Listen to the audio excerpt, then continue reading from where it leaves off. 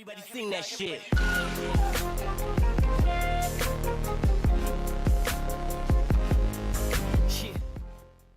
Gareth, the leader, has brought us together.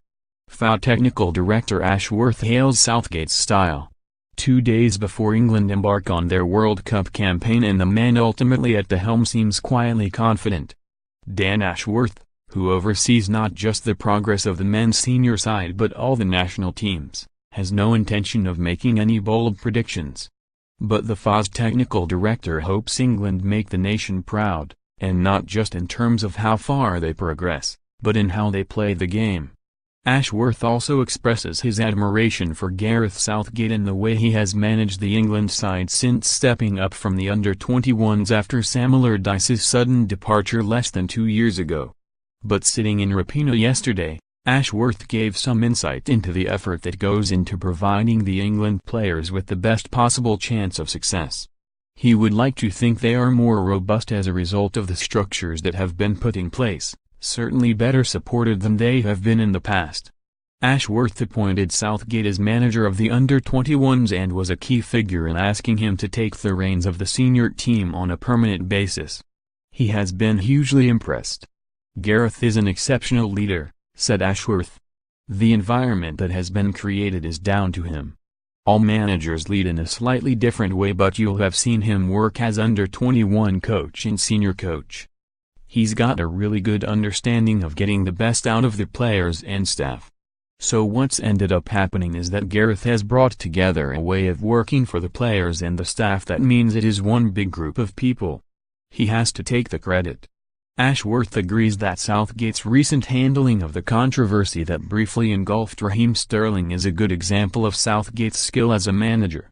I've been lucky enough to work with Gareth for 5 years, so it didn't surprise me how he dealt with it because he tends to deal with adversity really well, he said. He's the first to tell you he's encountered adversity in his own career. So very measured, very rational, very reasoned. Measuring success at this tournament is something Ashworth would argue is not an exact science. We've come here to try and win 7 games, not 3, he said. We've turned up to attack the tournament and try to win it.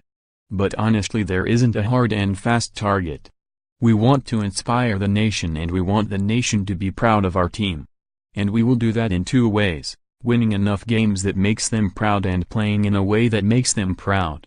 Now hopefully the 2 can come together and we can play well and win enough games. But what is enough games? You tell me. The support the FA provide for England's players has improved.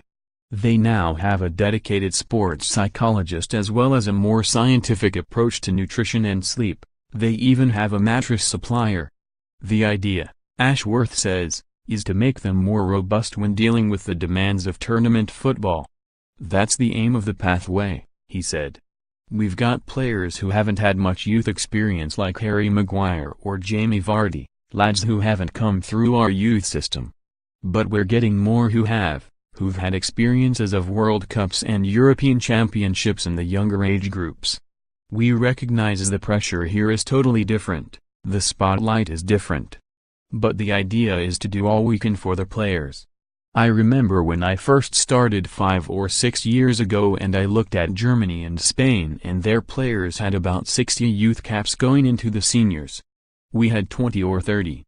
This squad, on average, is about 30. But we've brought back teams like the under-15s and under-18s to address that, and in time it will improve. We have also been really fortunate in that the FA has decided to invest in the teams. I don't want to come across today as if we have solved all the problems. We haven't. And the next 2 to 5 weeks will provide us with a gauge of where we are. But we have made progress.